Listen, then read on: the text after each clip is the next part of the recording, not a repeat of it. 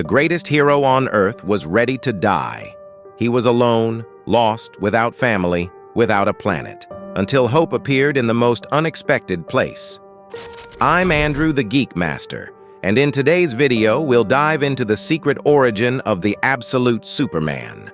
To not miss stories like this one, hit that subscribe button, turn on the notification bell, and let's get started. The chapter begins 6 years ago, showing what happened when Kal-El was sent into space after Krypton was destroyed.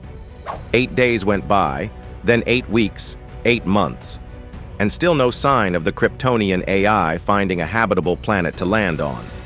The trauma of seeing his world and family die, the prolonged isolation, and the hopelessness of the search left Kal-El in a deep state of depression. After 17 months and 14 days, 9 million light-years away from Krypton, Kal-El gives up hope and tells sAlGhul to drop him into the yellow sun of the system they've just entered. That's right. Kal-El's pain and despair were so overwhelming that he would rather die than keep living with those feelings. Naturally, sAlGhul refuses to let Kal-El take his own life, since her prime directive is to keep him alive and protect the last remnant of the House of El. In the middle of the conversation, Kal-El starts to feel an intense heat burning through him. And that's when sAlGhul detects that the third planet in this system is capable of supporting life. Yes, after 17 months and 14 days since the explosion of Krypton, they finally found Earth. Speaking of Earth, Jonathan and Martha Kent are checking their fields, which are completely dry. It's been months since even a drop of rain fell on the Kent farm, even though it's been raining regularly on their neighbors' lands. Martha says she saw drones flying over the farm and believes Lazarus Corp is manipulating the weather, stopping their crops from growing to bankrupt them, because they refuse to sell to Lazarus, who's been buying up all the farmland around Smallville for a massive corporate mega-farm. However, Jonathan tells Martha that the stories about Lazarus being able to control the weather, having a rejuvenation pit, or its owner being over 100 years old are just lies spread by Lazarus itself. So people think there's no point in resisting. He says he won't give up the land that's been in their family for 4 generations, but both he and Martha know they're close to bankruptcy and can't see how they can beat Lazarus's endless money and power. Martha says they'd need a miracle, and well, right at that moment, Kal-El's ship crashes near their farm. Yes, Kal-El emerges from the wreckage wrapped in flames, still screaming in extreme agony. sAlGhul tells Kal-El that his energy cells are depleted and she needs to shut down for a moment to recharge. At that point, the ship dissolves into sunstone dust and flows into Kal-El's suit, which also shrinks down into just a few bands across his body instead of a full outfit. He begs for help in an alien language the Kents can't understand until he finally passes out. Jonathan thinks Kal-El might be dangerous and plans to call emergency services, but Martha sees him as just a boy who absorbed his ship, who was covered in flames but now isn't even burning. So she believes Kal-El is an angel, the miracle they were waiting for. So the Kents took him into their home, where Kal-El spent weeks in a limbo between consciousness and delirium. It was like his body was adjusting to Earth's environment. He suffered from fevers as high as 70 degrees.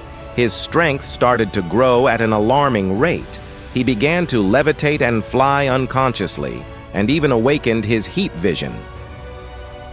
Seeing all the powers the boy was displaying, Jonathan eventually told Martha it was only a matter of time before Kal-El accidentally killed them. But Martha insisted that Kal-El didn't know what he was doing, and must have gone through terrible things to end up with them. She told Jonathan they had no hope of saving the farm, but maybe they could still save Kal-El. However, at that moment, Kal-El wakes up with all his symptoms gone. He runs away from the Kents, completely smashing through the farm wall and dashing into the field so fast that the world around him looks like a blur. When he finally realizes what he's doing, after sprinting through a whole city, he stops in the middle of a wheat field. He looks at the sun setting over the field, and one day he would come to learn he was in a place called Kansas. In that quiet, breezy place, Kal-El realized he had flown 9 million light years from Krypton. But somehow, in an impossible way, he was home. With that, Kal-El returns to the Kent farm and spends the next 2 weeks with Jonathan and Martha. He was a huge help to Jonathan, especially with the farm work. And even though they couldn't understand each other, the Kents already considered him the son they never had. So much so that the Kents thank Kal-El for saving their spouse, giving them something to live for. Kal-El helped Jonathan remember who he is, and Martha gained the son she had always wished for. They also believe Kal-El came here searching for something, and maybe it's the same thing they've been looking for. Then, while Kal-El is trying to repair the Kent's broken tractor, Saul finally reactivates. Saul tells Kal-El he believes the yellow sun of this system may be overcharging his cells in unexpected ways, to which Kal-El replies sarcastically that he learned that the hard way. So sAlGhul restores the Kryptonian suit to help Kal-El process and control the solar energy and his powers, and also downloads the local language into his mind, allowing him to speak English. That's when the boy walks up to the Kents and finally introduces himself as Kal-El. The Kents introduce themselves too, and Jonathan is amazed by everything that's happening.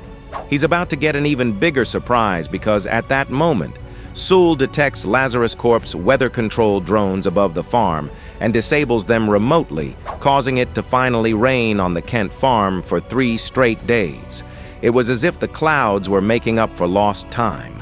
A single storm would never be enough to save the Kent's crops. But after everything they'd been through, it was something that felt like hope. For a moment, it seemed like Kal-El had found a new home and a new family. However, a passerby reported to Lazarus that there was an illegal immigrant on the Kent farm. And sure enough, the next day, the peacemakers raided the farm to capture him. Jonathan and Martha did everything they could to stop it, but there wasn't much they could do against dozens of heavily armed peacemakers. At first, Kal-El doesn't understand why they're arresting him. He even uses his powers just to push them back while trying to talk, believing that if he tells them the truth about Krypton, about who he is and how he has nowhere else to go, they'll understand. But he sees the harsh truth when Jonathan and Martha, with sad and frightened faces, call him son and tell him he has to run. With no other option, Kal-El flies away, crying hard over what just happened. He had spent months crying for Krypton and everything he had lost. But this time, his tears were different. He cried for a world he had found, a world he knew he wouldn't be able to save, just like he couldn't save the last one. For almost 5 years, he ran. To distant farms, to factories and mines, cities where people were stacked on top of each other like garbage, and islands where you could go days without seeing another soul. But nowhere was safe. And nowhere else felt like home the way that home that only ever existed in a maybe did. In the present day, a mysterious person travels to Smallville looking for Martha Kent. She arrives at the nursing home where Martha is willing to talk to her, and we see it's Lois Lane, who's still investigating Superman. Meanwhile, at the Lazarus Corp base in Nevada, Brainiac is observing Lois and reports with a wicked smile to the director of Lazarus that all the pieces are now in place. The director confesses that many times he doubted Brainiac's methods and sanity, but if his plan works and he delivers what was promised, Brainiac will have a guaranteed place in the new world order that's coming. And that's when it's revealed that the director behind Lazarus Corporation is none other than sAlGhul. Yes, the villain rises from his Lazarus pit and announces that salvation will be available to billions the moment Superman kneels at his feet. And that was the secret origin of the Absolute Superman. Just like in other realities, in the Absolute Universe, Kal-El lost everything: his planet, his family, and even his will to live. But on that seemingly insignificant farm, Kal-El found and became a true miracle. Only peace doesn't last forever.